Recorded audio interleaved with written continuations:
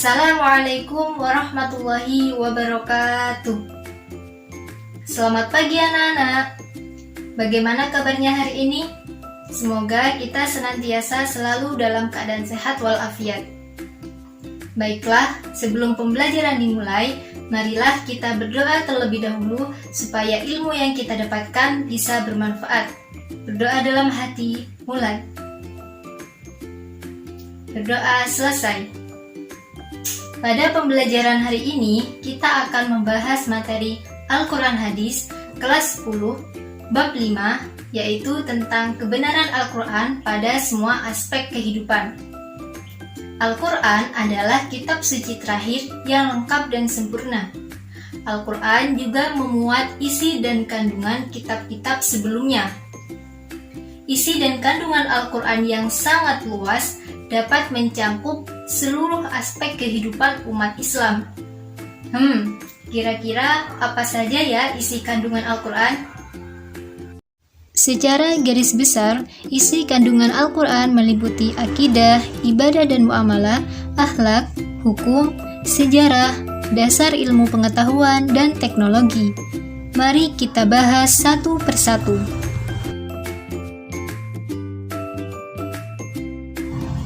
Akidah. Secara bahasa, akidah artinya kepercayaan atau keyakinan.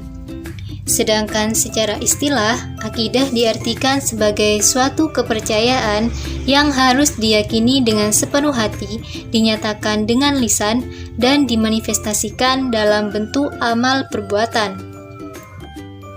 Inti pokok ajaran akidah adalah masalah tauhid, yaitu mengesahkan Allah Subhanahu wa Ta'ala dan juga kewajiban untuk meyakini rukun-rukun iman yang lainnya.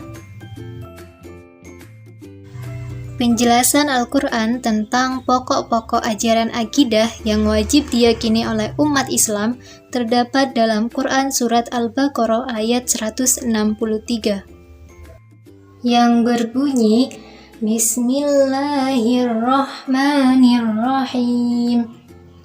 Wa ilahukum ilahu wahid, la ilaha illa huwar rahmanur rahim, yang artinya, dan Tuhan kamu adalah Tuhan yang Maha Esa, tidak ada Tuhan selain Dia, yang Maha Pengasih, Maha Penyayang. Shadaqallahul azim.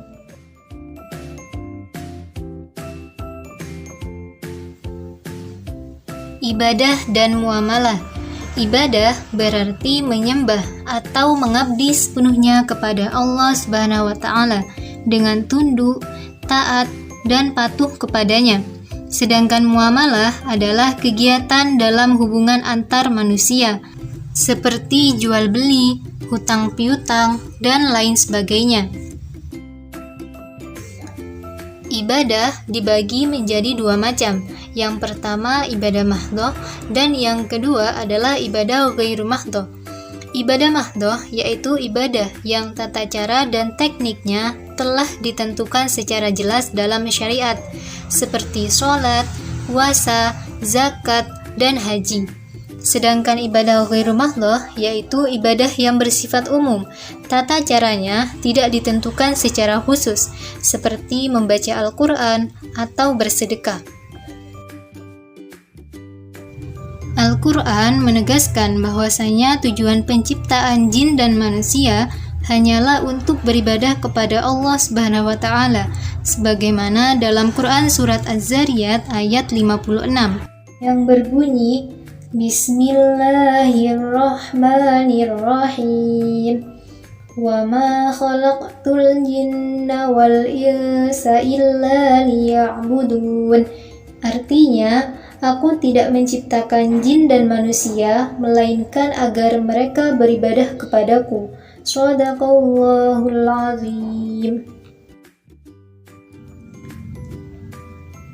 Akhlak. Secara bahasa, akhlak berarti perangai atau tingkah laku. Secara istilah, akhlak adalah sifat yang tertanam dalam jiwa manusia yang muncul secara spontan dalam tingkah laku sehari-hari. Al-Quran adalah sumber pokok ajaran Islam tentang akhlak mulia. di mana Nabi Muhammad SAW adalah suri tauladan pelaksanaannya. Nabi Muhammad SAW adalah manusia yang mencerminkan Al-Quran sebagai perilakunya. Adapun ayat Al-Quran yang menyatakan tentang ajaran akhlak Nabi Muhammad SAW, yaitu terdapat dalam Quran Surat Al-Qalam ayat 4 yang berbunyi Bismillahirrahmanirrahim wa innaka la'ala khuluqin 'azim. Artinya, dan sesungguhnya engkau benar-benar berbudi pekerti yang luhur. Shadaqallahul azim. Hukum. Dalam masalah hukum, Al-Quran memuat kaidah-kaidah dan ketentuan dasar bagi umat manusia. Salah satu isi pokok ajaran Al-Quran ini bertujuan untuk memberikan pedoman kepada umat manusia agar kehidupannya menjadi selamat di dunia maupun di akhirat. Sejarah. Al-Quran banyak menjelaskan tentang sejarah atau kisah umat pada masa lalu. Sejarah atau kisah-kisah tersebut bukan hanya sekedar cerita atau dongeng semata, tetapi dimaksudkan untuk menjadi ibrah atau pelajaran bagi umat Islam. Dengan berkaca dari kisah-kisah terdahulu, umat Islam bisa menjalani kehidupan agar sesuai dengan petunjuk yang diberikan Al-Quran. Dasar-dasar ilmu pengetahuan dan teknologi.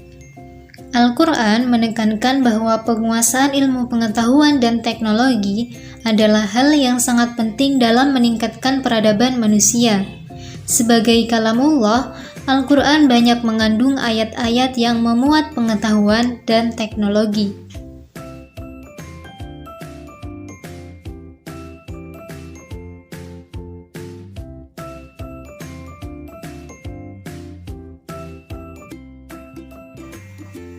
Bagaimana anak-anak? Sudah paham ya tentang isi dan kandungan Al-Quran?